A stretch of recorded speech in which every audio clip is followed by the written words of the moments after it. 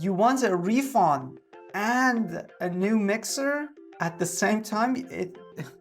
Usually you ask either for a refund or for an exchange. How do you feel if the item that you bought at a shop, specifically an electronic item, usually for your kitchen, something like a food maker or a mixer, whatever, but you purchased it and it looked nice with a good price and you brought it home, you unboxed it, now you have some guests, you want to use the gadgets, this new kitchen appliance, and you want to show off how easy and how good, and you can, cook like a chef, and you're going to prepare I don't know, meal or maybe some pastries, some cakes, I don't know, but whatever it is that you wish to do, you're super excited for that. You plug in the appliance and you realize that, oh my God, it doesn't work. I know. I'm 100% with you on this. I would be furious. Yes, you are absolutely right. I know. And that's the reason we're going to focus on assessing a letter with the same topic today. Welcome to IELTS Juice. Please don't be furious or angry. Calm down. We are going to only assess a letter. And the rubric says, you recently bought a piece of equipment for your kitchen, but did not work.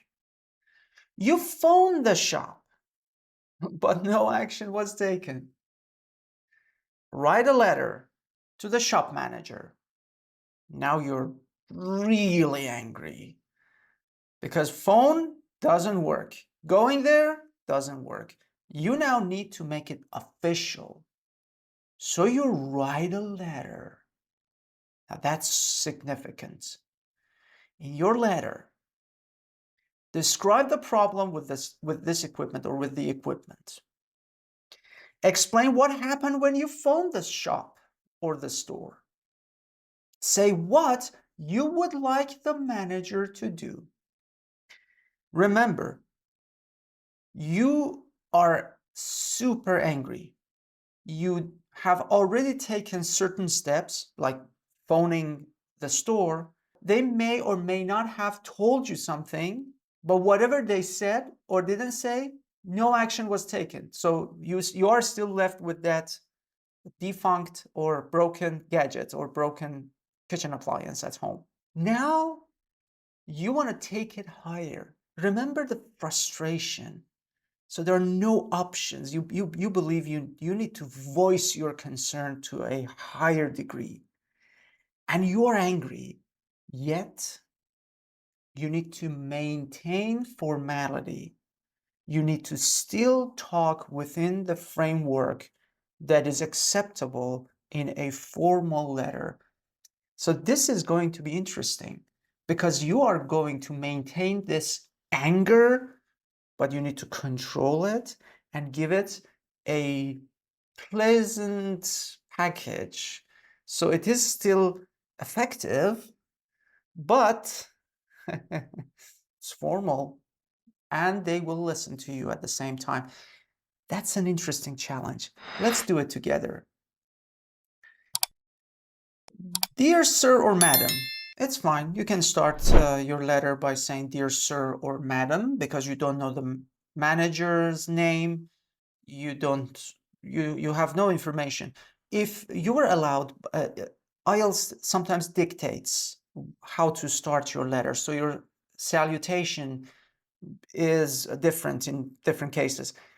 But anyway, if you are free to write, and you can come up with a name, that dear manager, and the manager should be a name like dear Mr. Smith, manager of blah blah blah hotel, or manager of blah blah blah store.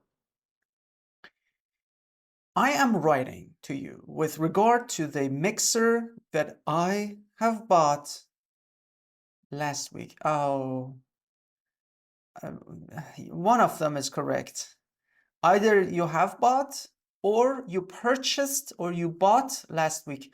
because last week is a point in time. It's very specific. You need to use past simple. Plus, I mean, generally speaking, this is something interesting for you as a listener, who is learning English. I'm going to say something completely different.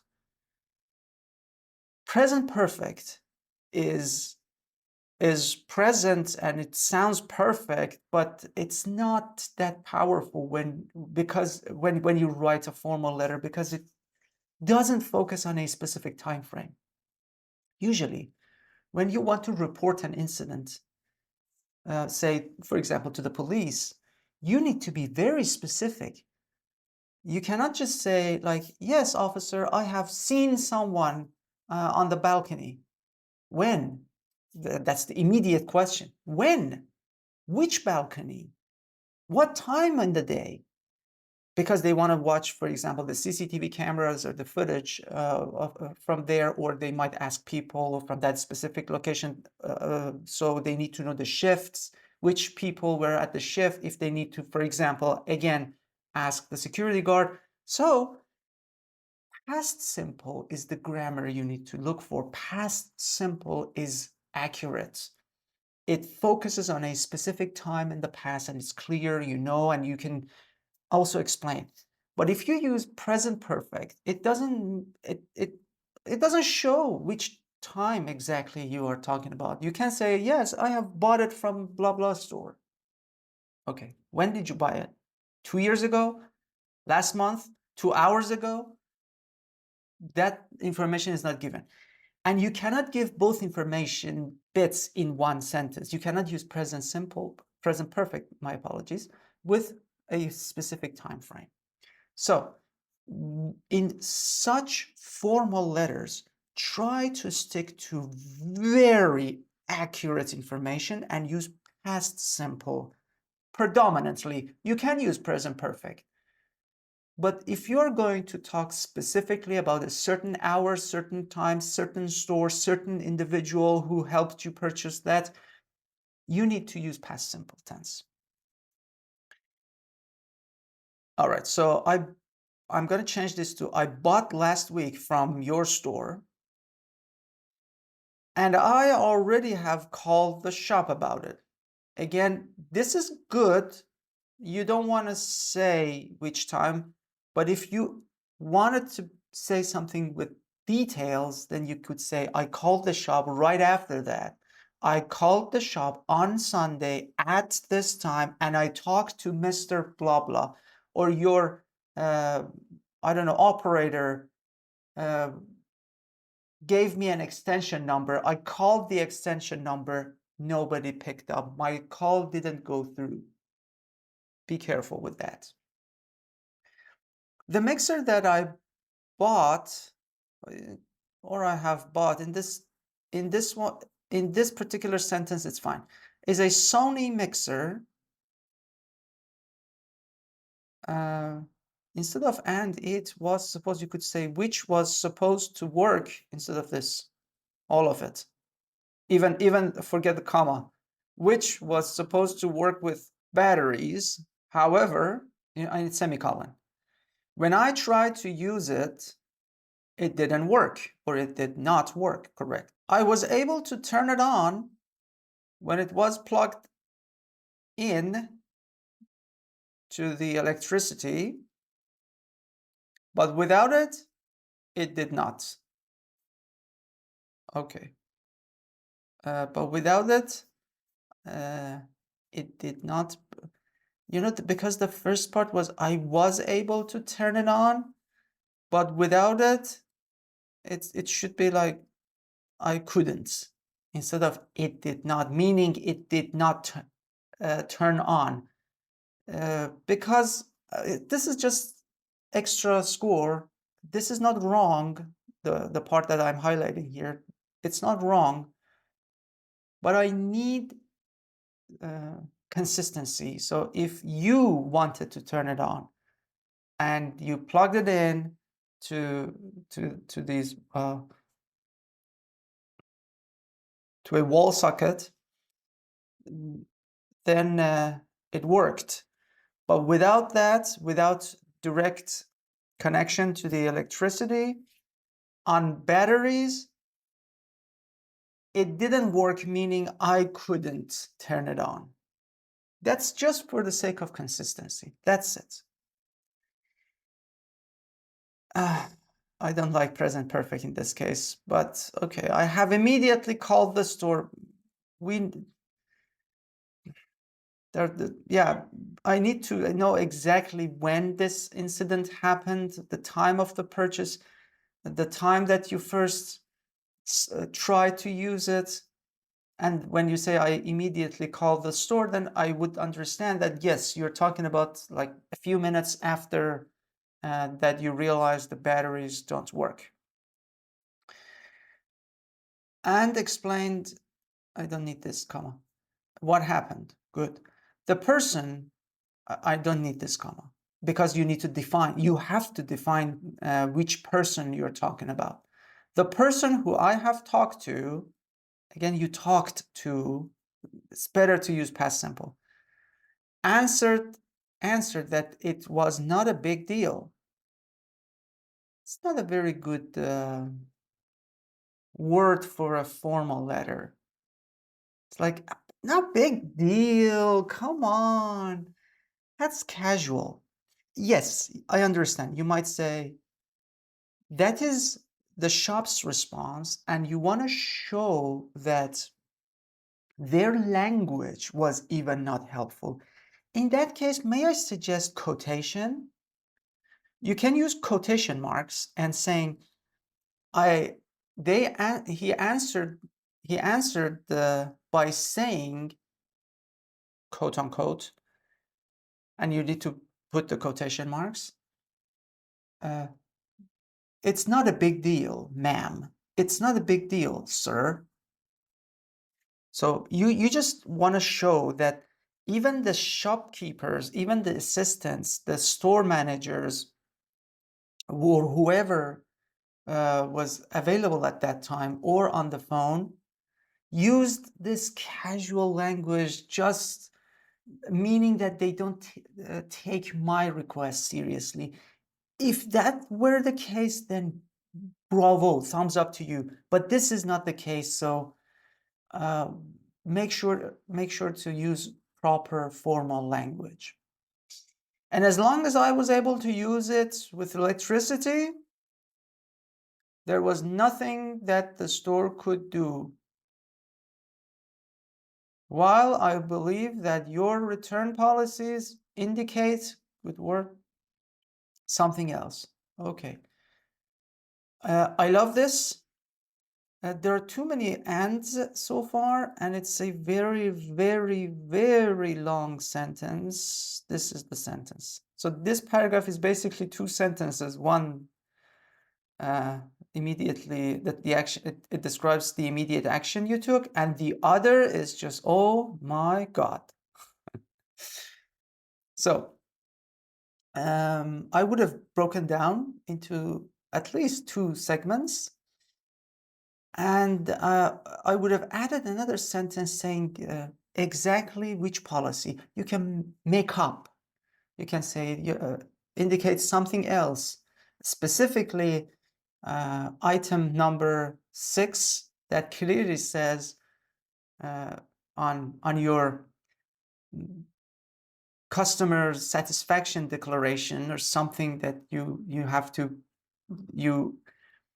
adhere to, the list of commandments that you obey for your business. On number 6, it says if the customer is not satisfied, blah, blah, blah, blah, blah. So this will somehow violate, the whole, that specific term, for example, and the way that you also look at your customers. I expect that you could solve my problem.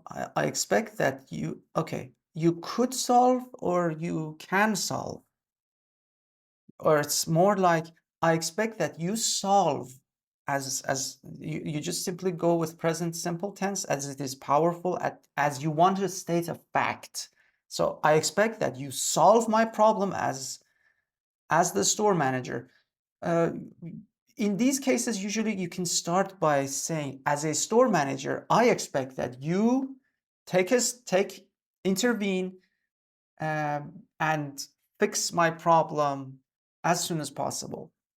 I would be really grateful to be fully refunded. Okay, it's a little bit weird wording, and also receive. This should be received. To be fully refunded, but because we are using the second conditional, I would be grateful if you could fully refund the money I paid, and I could receive a free mixer which works correctly for the troubles that last one caused for me.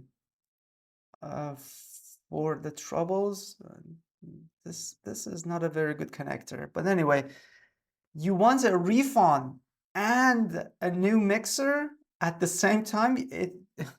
Usually you ask either for a refund or for an exchange.